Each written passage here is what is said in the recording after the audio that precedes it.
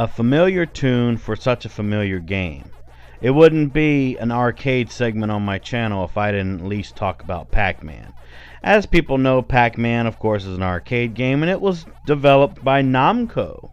Yeah, Namco. And it was released in Japan in 1980.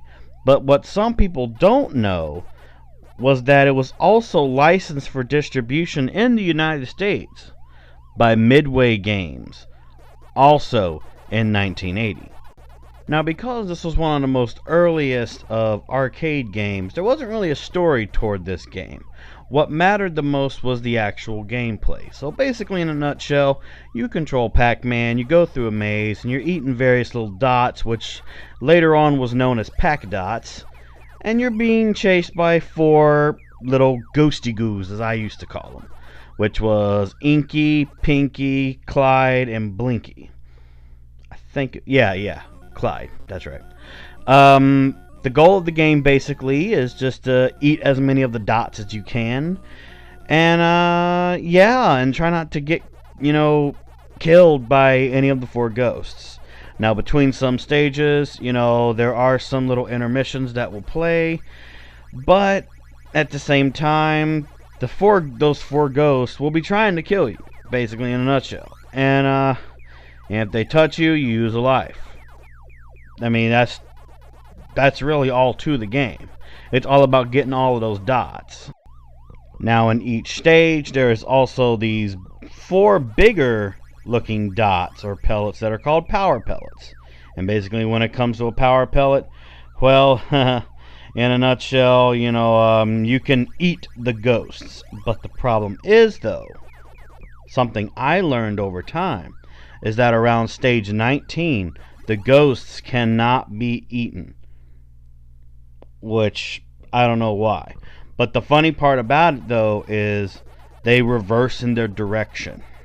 Now, is this a game for everyone? Is this a game that would even appeal to people to this new century that we have here? I'd say that Pac-Man's basically around the same. I mean, I'd say that it's gotten a little bit less in popularity because of, just new games these days like Call of Duty. Is Pac-Man a good game to play? Yeah, it's a good game to play. It's a nice little time waster these days. Back in the day when I used to go to arcade centers, there was always a Pac-Man machine there. There was always one there. And I distinctly remember going there one day, and I put in so much time into that arcade machine that I nearly broke the game. Like, literally, not the arcade machine. I literally almost broke the game. And this was actually a story that my friend Ninja Dragon 22 remembers. Was that he went to an arcade center with me one day, and I was just putting a lot of change into the arcade machine of the Pac-Man that was there. And it came to the point where the game literally froze. It literally froze. I believe it was like stage 25, maybe stage 30. I can't remember. All I know is it was around the 20s. But even so, this was one of those games where I learned that my true path was to be a gamer. Because around this time, before I ever played Pac-Man, I played some games. Like, I played a lot of Game & Watch games and stuff. But when it came to arcade centers, that was really what was my first start. And one of my first starts with gaming that made me realize that I had to be a gamer was when I froze a Pac-Man machine. There was that, and also where I completely broke an NES cartridge of Tetris.